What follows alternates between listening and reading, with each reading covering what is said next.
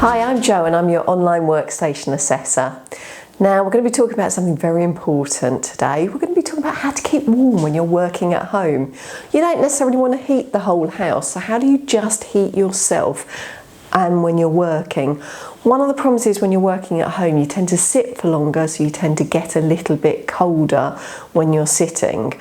And there's nobody else to pay the electric bills, is there? So you've got to work out how to keep yourself warm.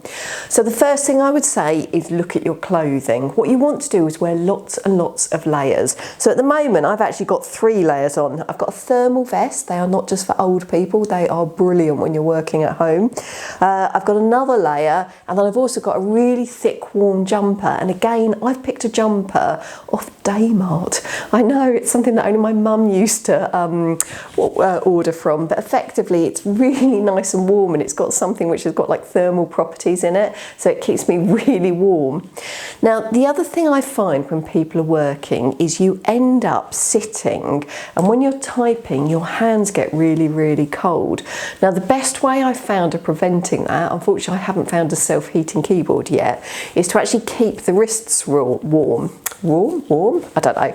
Right, okay, so what you do is I've found that running tops are really good for this, because effectively they're fairly thin, but they can come up and they've got thumb holes, so they help to keep the actual thing right up. And so just by keeping that wrist warm helps to keep your hands tremendously warm. Now, there's an old saying that you lose 80% of your heat through your head. So when you're working at home, one of the things you could do is just actually wear a hat. Other quick tips that I can think of is there's a great company called Stuve, and we'll put a link to it down below, but they make mats that you can actually sit on. So effectively you're just heating the area that you're working in. And there's also, one of the things we've started using is heated gilets, and you get these off Amazon as well, and they're just like a body warmer that you put on, and you zip it up, and it's got a power pack, and you can just heat your body.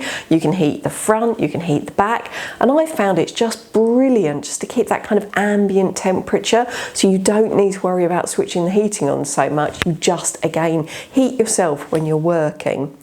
Now, the final tip I want to leave people with is actually one of the problems when you're working is the fact that you end up not moving as much as you would do in normal life. And actually, when you don't move, the body gets colder. So the top tip is to actually build more movement in. So one of the things you could do is grab a kitchen timer, put it on the other side of the room, set it for 30 to 40 minutes so that every time it goes off, you're just getting up and walking off. But the movement really, really helps to keep you just warmer when you're working.